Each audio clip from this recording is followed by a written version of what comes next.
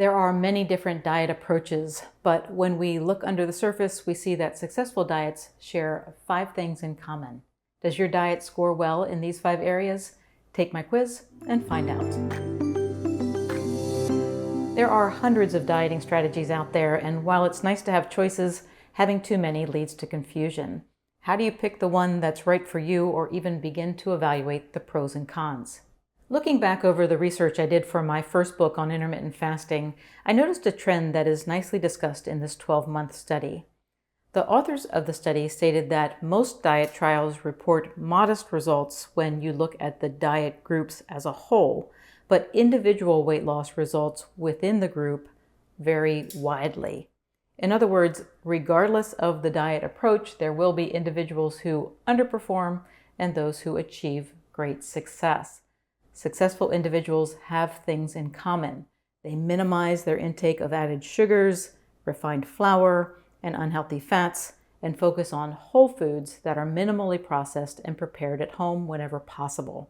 How well does your daily diet perform in these 5 areas? I put together a quiz so you could find out. Now, has this quiz been scientifically validated?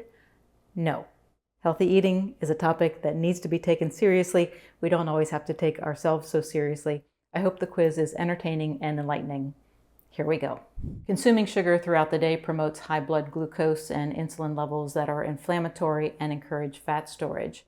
In a moment, I'm going to have you rate your intake of added sugar.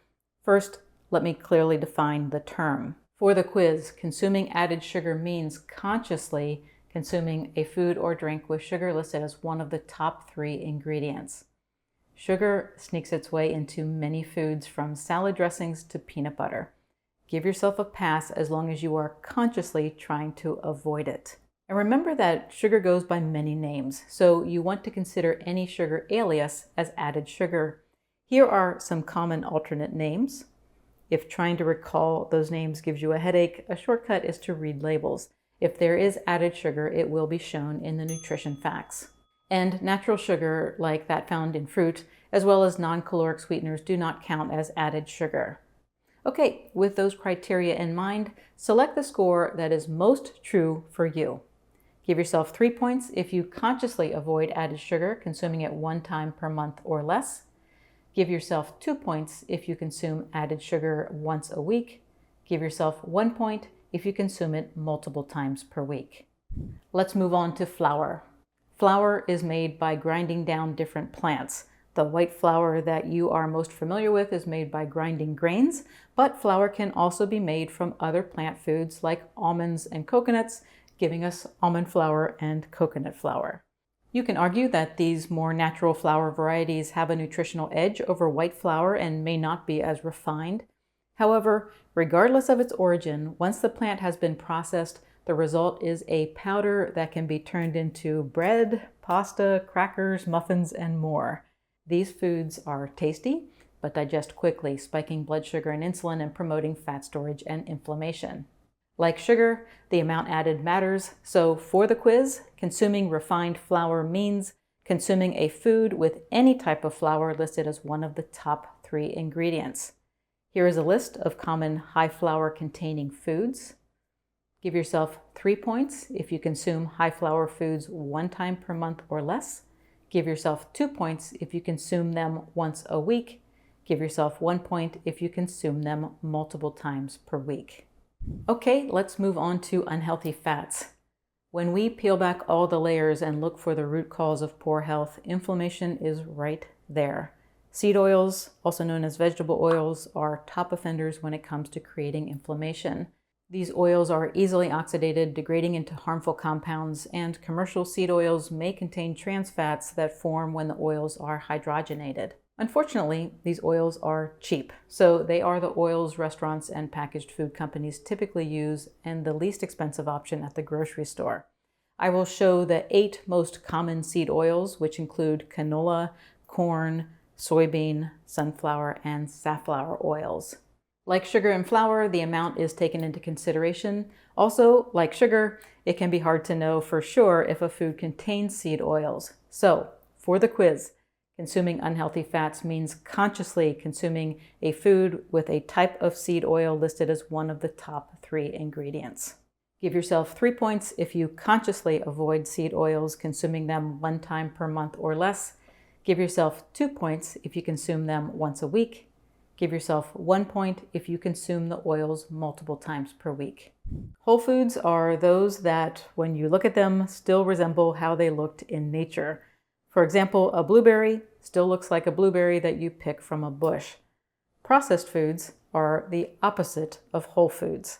Processed foods often contain sugar, flour, and seed oils, so if you did not score well on the 3 quiz questions prior to this one, you will not score well here. However, you may have avoided deductions so far because we have many sneaky foods nowadays. For instance, you can find highly processed foods without seed oil or flour that contain non-caloric sweeteners. Think keto-friendly and sugar-free snacks. Also, it's not uncommon for ingredient lists to contain multiple sugars. For instance, this granola contains cane syrup, maple syrup, molasses, and brown rice syrup. All 4 count as sugars, but because there is less of each type, they can be listed lower on the ingredient list. These processed snack foods do not get a pass because they still stimulate hunger and may raise your insulin level. If you're having trouble deciding if a food is too processed to be healthy, count the number of ingredients. If there are more than 5, it's cross the line from whole food to processed food. So, for the quiz, consuming processed foods means consuming foods that have been changed from their original state and altered by the addition of many ingredients. And keep in mind that while processed grains fill the center of our grocery stores, meats can also be highly processed. Here is a short list of highly processed foods. Give yourself 3 points if you avoid highly processed foods, consuming them 1 time per month or less. Give yourself 2 points if you consume them once a week. Give yourself 1 point if you consume them multiple times per week. To score well in the final section, you want to maximize home cooking. Let me define what that means and doesn't mean. Home cooking involves preparing and cooking real food at home. Pulling a frozen pizza out of the box and sticking it in your oven is not home cooking, it is cooking processed food at home. When you prepare and cook your meals, you know what's in your food. A restaurant may have the same meal that you prepare at home, but you don't have control over what they put in the food to make it restaurant worthy. That doesn't mean that all restaurant food is bad and the frequency of eating out must be factored in. So, give yourself 3 points if you prepare and cook most meals at home and eat restaurant or ready-to-eat packaged meals twice a week or less. Give yourself 2 points if you eat restaurant or packaged meals 3 to 5 times a week. Give yourself 1 point if you eat restaurant or packaged meals more than 5 times a week. All of the criteria discussed in the video work together for better health and weight control because they reduce inflammation, stabilize blood sugar and insulin levels, and minimize the addictive need to keep eating nature of quick digesting carbs. There are 15 points available. The higher you score, the better. Did you score 13 to 15 points? If so, you are doing great. You have created an easy to follow, enjoyable, and effective way of eating that maximizes healthy ingredients. Keep doing what you're doing. Did you score 10 to 12 points? If so, you've got some good eating habits going for you, and this quiz revealed a few things that you could improve. Did you score 7 to 9 points? If so, you're doing okay, but the score reflects just how much attention it takes to eat a healthy diet. If you'd like to improve, I suggest working on how many meals you cook at home. Doing so makes avoiding added sugar, flour, and seed oils and processed foods much easier. So changing that one habit will give you the biggest payoff for the least effort. Did you score 5 or 6 points? If so, you now have your baseline and there's nowhere to go but up. Make changes based on what you learned and then retake the test. Thank you for taking the quiz. Feel free to post your results and your thoughts in the comment section.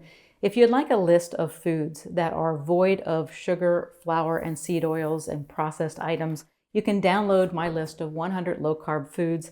It is full of ideas for what you can cook at home. You can click on the icon below me or the link in the description or more area below this video to download that list for free. Have a great rest of your day.